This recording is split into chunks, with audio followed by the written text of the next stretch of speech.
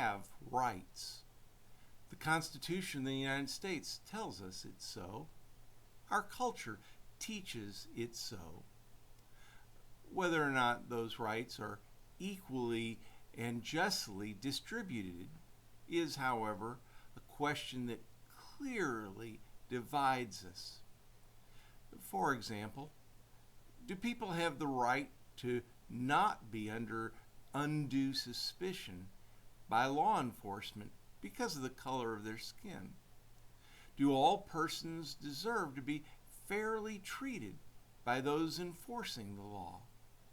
Do officers of the law have the right to not face violence and the right to go home to their family safely at night? How about our right to not wear a mask? Is that a right, or is it superseded by the rights of others to not be put at risk of infection from their non-mask wearing neighbors? I know that a lot of Christians have felt like they were victims this year, claiming that our right to worship supersedes the right of the community to ensure proper health measures.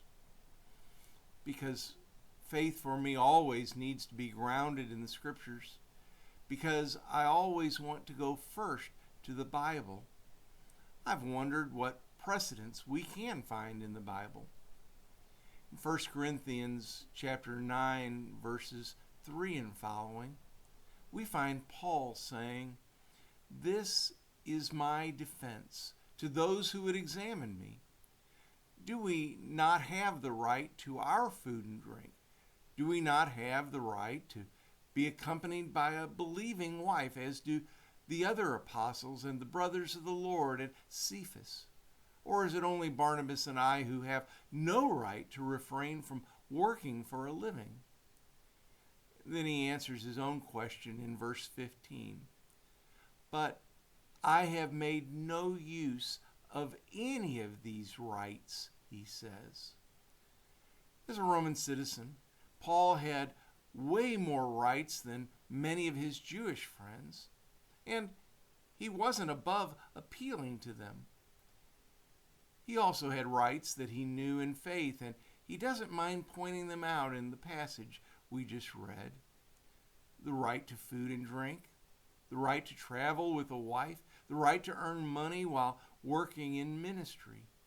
He had all these rights, and he knows it.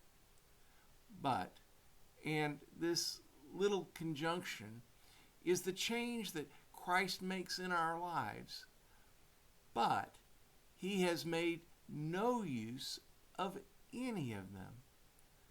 Why? Why, if we have rights, wouldn't we use them? Maybe because for mature believers, it's not our rights that take precedent, but rather our responsibilities. As I think about what it might take for our church to grow deeper in faith, as I think about what it might take for all of us to grow in faith, it seems to me that a pivot point comes as more and more of us become more and more concerned with our responsibilities rather than our rights. Is it possible that in that pivot we could actually become more free?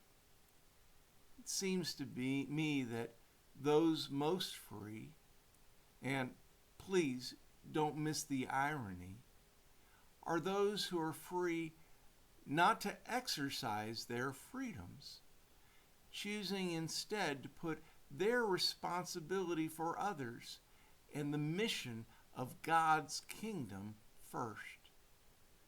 My sisters, brothers, and friends, I pray this day that you will be free, but I pray that it's the greater freedom that comes from seeking how best you can serve Christ by serving others.